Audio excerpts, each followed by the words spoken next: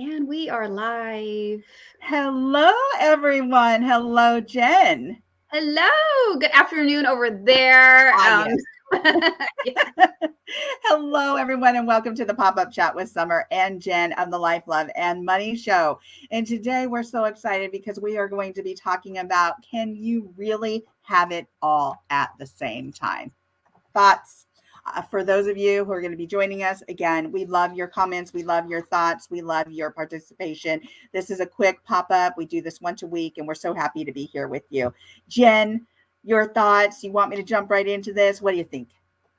I just want to say, and Yeah. then I jump into it. Is like I love this topic because I think there are beliefs that the way that we grew up or whatever it may be, we have probably heard like, well, you can't, or you should just be grateful that you have XYZ. And it's such a limiting feeling, especially Mm, the more and more that we're becoming aware that there is an abundance mindset, that we can have, you know, what it is that we want, and that it's not so much that it has to be limited, that there's a finite amount of whatever it is that you want to get. So dive right into it. I'm excited for this Oh, topic. I love what you just said there Yeah. because absolutely, I think you're right on target with something that we have been conditioned many times to be grateful. Be grateful for what you already have, right? And I believe that to an extent that is very true, right? We need to show gratitude and be grateful. But on the other hand, that doesn't mean you stop.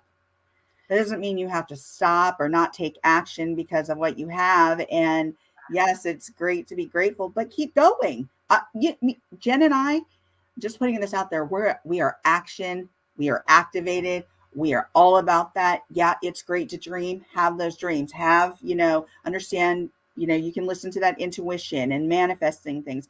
We love action, action, action, action. Yes, yes. I'll add this, and I'm like, I really want you to get into it. Yeah. Like that whole idea of that gratitude. Yes, gratitude is important. We've talked about it on many other Mm. episodes and shows that yes, you need to be grateful. We're not saying that, but there are sometimes that danger zone where it starts to become where the word that came to my mind, Yeah. summer, settling. Ooh. Ooh, how does that feel when you say that? Settling. It's just like wonk wonk wonk. It just Like, doesn't feel good oh, overall. I'm freaking miserable and I hate what I do, but I should be grateful. Yeah. Like I was just like, no, that is so not what I want. And so anyway, let me be quiet and jump into it, because this is No, why I I love. love what you just said there. Yeah, because that one word really, take it in, see how it makes you feel. And that doesn't feel, to me, for me, doesn't feel really good, like you're settling. And I never want to settle. I've never wanted to settle. Yeah. That doesn't feel good or feel like it's a growth process at all. So I am going to read this really quickly. Oprah once said, you can have it all, just not all at once. So, for those of you out there listening, Mm. what are your thoughts? Can you have it all at the same time, or will this have an impact on your well being, which includes your happiness and your health? And other factors to think about are relationships, lifestyle, success. So, can you have it all? So, what I would say is to think about a couple of questions. And I've written down some questions that I think are really important because it's number one, I think, is perspective. What do you Mm-hmm. mean by have it all? What is your all? Because once you know what that is, then figure it out, right? Figure it out if you can have it all at the same time. But also, what are your expectations of yourself that you put on yourself? What are those Yeah. expectations? Then that's a biggie because we all have them. We all do it. And that can be overwhelming at times. So sometimes you need to think about the expectations you're putting on yourself. And if that comes from within your values, from somebody else, how are you being strategic if you feel overworked or overwhelmed? And is it taking all of it, taking away from your wellness? And again, that's why I went back to I'll go back to the very beginning and talk about wellness is, it includes well being, happiness, health, as well as other factors. And are you doing things that value your time, your energy, your well being? Because if not, then maybe that's not really having it all. Yeah. My brain always goes back to the wheel of life. One day, Summer, I'm going to have this freaking diagram printed. When I'm talking about this thing, it's like there's a visual for you all. Yeah. I'm gonna do it. And I'm gonna have our books next to us. Oh Next yeah. to me, so I have these props. Oh, It's I like know. I'm seeing this recurring theme of like, these are the things you need to have next to you, Right. Jen. So, but I love what you said, Summer, because there are many times, and let me know if you've experienced this, especially when you're mentoring or coaching somebody, you ask particular questions about what somebody wants, something that's very thought provoking, something that forces somebody to stop and pause. And many times the answers are, I haven't thought about it. And Right. I'm I don't thinking like, know. right, Yeah. I don't know. And that's fine. That's exactly why you're getting help and exactly why you're getting coaching. But Right. it is a demonstration to me of, this is why we are not getting to where we want to go when we don't even have an awareness of what it is that we want. Yeah. So how can you expect to, here's a quote, if you aim for nothing, that's exactly what you're going to get. Mm. And even the Mm. Alice in Wonderland one, when she was asking where to go, and then there was, I forget what the caterpillar said. Oh, right. Right, remember? So Probably that way. yes, it's like, okay, whichever way you're going to go, Yeah. and it's if you're starting from a place where you don't even know and you're lost, Yeah. and you don't stop to ask yourself these questions, or what is it you want, where is it that you're trying to get to, and what are you trying to achieve, we're always going to stay in this state of, I call it floating in the ether, Yeah. where we don't know. And so how can you even, you can't even take any action and figure out a plan or strategy if you're lost from the beginning. I mean, you can't even, it's like your GPS. There has to be a starting point, and if you don't know where you're trying to go, it's like basic, I know you hate geometry, it's basic geometry, point A, point B, and then there's going to be little stops along the way, Yeah. but we have to know where are we going. And so oftentimes I find that people will not know what they want. And when we're talking about having it all, and this is what you said earlier, it's just like, well, it isn't always like only career. It could be, what do you want in your relationships, what do you want with your family life, what do you want with your spirituality. And this is why I keep referring to that wheel of life, that there's those different areas and segments of your life. And going back to the quote that Oprah said, it's like, you can't have it all at the same time. And that's the debate. There's going to be different first off, on that wheel, you may not want certain things, but then when you narrow it down to what you do want, and then you figure out what it is in each of those segments that you do want, then you have to ask yourself, where am I functioning at? Like on a scale of 1 to 10, what does that look like right now for me in this particular segment in spirituality? And every time I've done that exercise for myself, when I'm doing some reflecting, there are going to be times when something is really high on a level 10, and then there's going to be other areas where you're like, yeah, it's good, but it's only at a 7. Yeah. So it's kind of like being able to gauge visually in your mind's eye, like, okay, this is where I'm at right now. So I kind of agree that you can't have it all, but is it all at a 10? Yeah.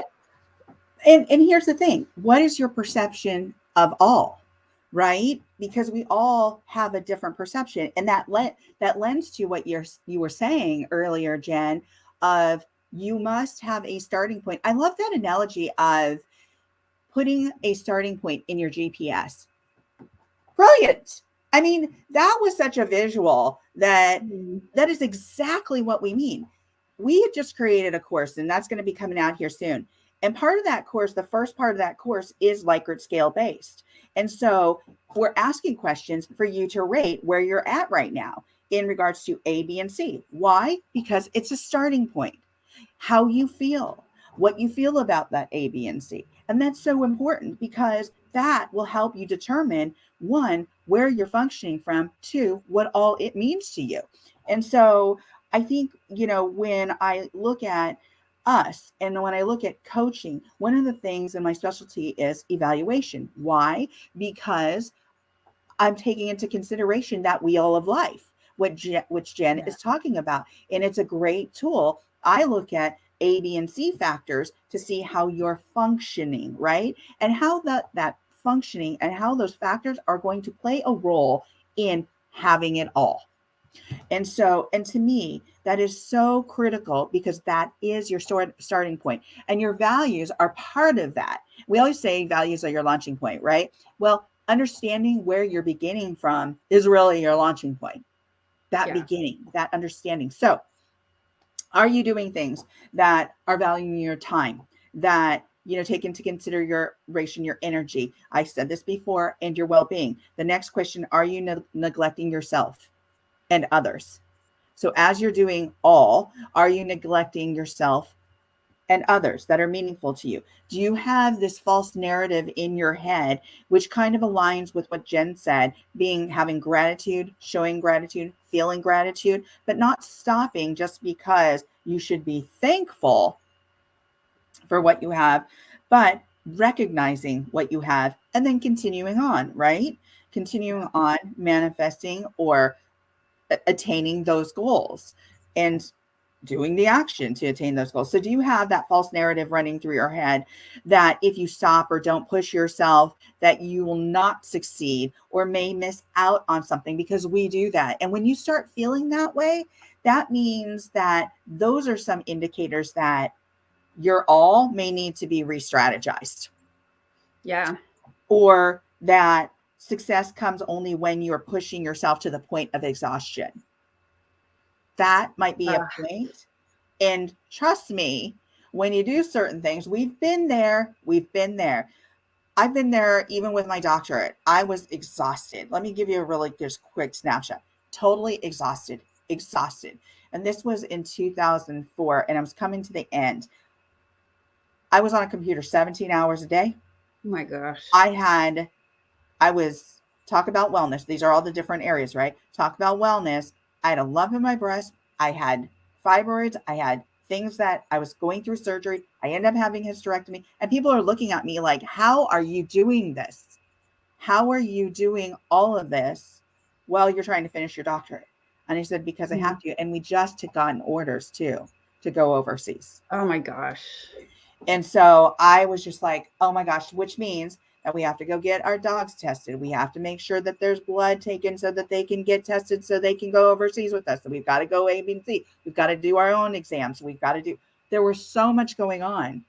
And I thought, is it worth it? And I had to step back and I had to do certain things in my life to make sure that I could do it all.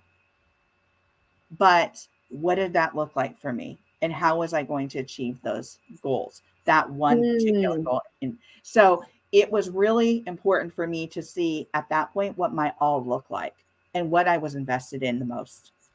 You just made me think of something. When it comes to this entire concept of can you have it all at the Yeah. same time, I think it's important to understand what are you also sacrificing if there is something that Yes. you have to sacrifice. And a lot of times it ends up being your health. Mm-hmm.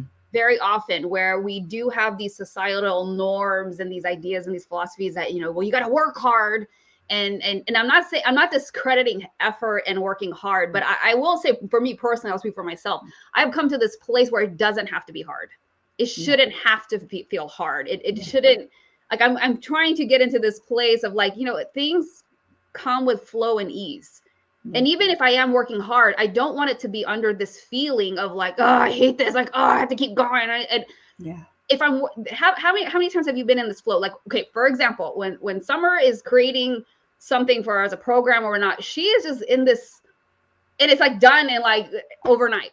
Don't you feel like you're in the flow? Like you love it. You're in the flow, Yeah. right? Yeah. And Yeah. Yeah. you're working hard, but it doesn't feel hard. You're Yeah. doing a lot and accomplishing a lot, but you are in this flow. And I feel the same way when I'm doing something creative. Like Yeah. I could be up for hours and I'm just like in my happy world, and it comes so easily, but Right. you're getting a lot accomplished. So it's kind of a weird concept. It's not so much like, I'm not saying be lazy and do one thing, but Yeah. it's how are you feeling in that moment? Is it feeling Yeah. like you're moving through it with grace and ease and creative flow? Or is it this constant uphill battle where you're almost resenting the work? Yeah. And I think it's important for us to analyze that. And this is like when I go back to the word settling, especially when it comes to work and career, where we are, many of us, especially when we had to leave careers and move to different thing and find ourselves and all that stuff, like there are many conversations I had with people. We've all had that shared experience where we couldn't stand where we were. We didn't like who we were working for. We couldn't handle our superior bosses, managers, whoever, and you hated it. I know I hated it. And it's like, but then I wasn't going to buy into that. Well, I should just be grateful and just suck it up. And I'm like, no, I actually figured out a plan to get the hell out of there because I Yeah. was miserable. Yes, I was grateful, but I wasn't going to just settle for that Yeah. because it was so much more important for me to every day. I didn't want to wake up anymore being angry and crying or whatever because I couldn't stand the situation, regardless of how much money I was bringing at that time. Yeah. And I think that's so important for us to realize there's a difference. I'm not saying be, don't be grateful, but if you are freaking miserable, don't feel that you have to buy into that and just, oh, I should just be thankful. Like, you want to live the. If you didn't catch our last week's, when did we do? No, we have one coming up about surviving and thriving. Ah, yes, yes, yes. Because That's a good one. you could be making a crap ton of money and you have a comfortable life. I'm telling you, when I do some money coaching, I see people that they make a ton of money, multiple six figures, and they are not happy. They are not happy. Their wheel of life is squeaky. So don't get caught up in this idea that I just need to make more money. It could help with some stuff, but at the end of the day, again, you have to do these evaluations of like, am I sacrificing my health? I see people just working themselves to death, miserable, health suffering. And I'm like, that's great. You make all this money, but I mean, you are miserable and you're sick. Yeah. And so we have to think about these things so that when we look at having it all, your health, like you can have all the other stuff, but if you don't have your health, what is it worth? Yeah. You don't really have much of anything when you don't have your health. And that, going back to that example that I had said about the dissertation earlier, and my health was starting to really be impacted. And that wasn't so much because of the dissertation. It was just all happening during that time. Right. Yeah. And yet I was getting lack of sleep at the time. And I was getting, I had all these other things start creeping up. And I'm thinking to myself, I need to pull back and I need to examine how I'm going to accomplish this while all these other things are going on. And I think that's why it's so important when we go from the very beginning, when we're working with clients, we do this multidimensional evaluation because we need to know what their all is, where they're functioning from, and what's of value and what's important and how to strategize that. So somebody else brought up, and this was a really important aspect and something I had never thought about. So it was brought up by Adrienne, and she said, what if we never think about this? What if we've lost somebody in our lives and they're no longer there? And does that mean we can still have it all? And I was like, oh, that's such a good one. I didn't even think of that. And now, when I did take time in the last night to think about it, I thought, one of those things is they're not physically present with you. But what is important is the wisdom, the magic, the thoughts, the memories, all of that you have of them, that person that is no longer physically with you, being able to harness that and take that forward with you means that they're part of your all. And I'm thinking that is just so important. And yeah, it is. That's a tough one because I'm sorry, finish. No, go please. That's a very interesting question because the first thing that I thought of after you asked that question was, I would love to hear the reason why you would think that you couldn't. Yeah. If that person isn't there anymore. And I don't know if it could be a child, a parent, a partner, a spouse.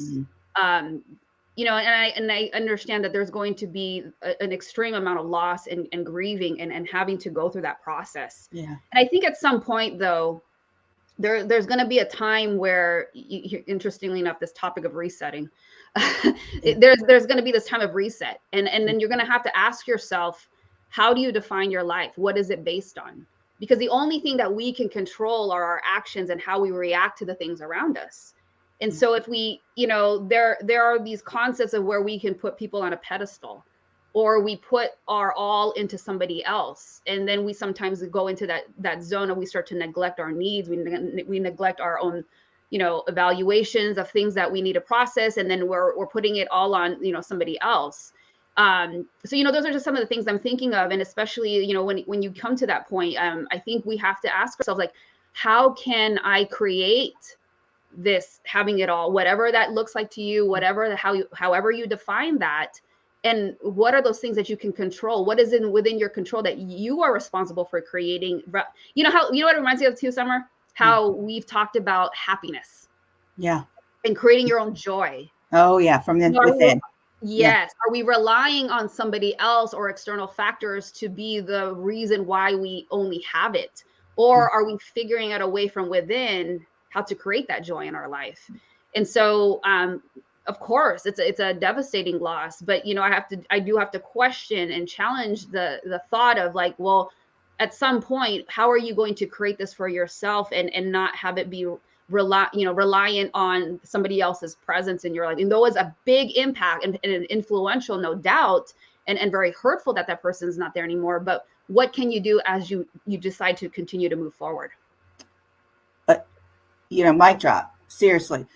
Great. I mean, what you said was just amazing, Jen. And it made me think, during the time that, as an example, I was getting my master's and I was finishing that, my grandfather passed away. So meaningful. He was the hub of the family. My heart was broken. And I had a moment of being paralyzed, but that didn't mean that I was going to stop creating my journey. As a matter of fact, people had said around me, like, your grandfather would be so proud of you right now. I'm gonna cry. And so I just took that and I ran with that. And I'm like, for you, this is for you. It's for me, but in memory of you. Yes. And it's just like, man, I was just filled with, like, I'm doing it. I'm finishing. I've got this. My grandfather's with me on this journey. And that makes it part of, my all, having it all at the same time. And trust me, it was, like you said, they're devastating losses. And yet all I could take with me was, did he have the same opportunities? Did he live the life that he wanted to live? And I get this chance. Yeah. And I get to apply his wisdom. And you know what he used to say? He used to always say, Mahitha, you can do whatever you want. You can do whatever. And I just would be like, you know what? And he was a quiet man. And so he didn't say a lot, but when he said it, it was like those words that you held on to. Yeah. And so I held on to those words, and that was something that would help me forward, move me forward. So that is so beautiful. See, this is such a wonderful and beautiful example of how you chose to live in the gain and not in the gap. The book that you talked about, right? Yes, yeah. You took that. Jen loves this book, by the way. I love this book. I'm telling you, I'm telling you, daily I get into these situations with people in my life that I love dearly. And yes, and I have to go back to that book and I'm like, okay, I can't be in the gap. It's time to be loving and nice. And then it's like that quick now. It's like I give myself like the 5 minutes and I'm like, I got carry on,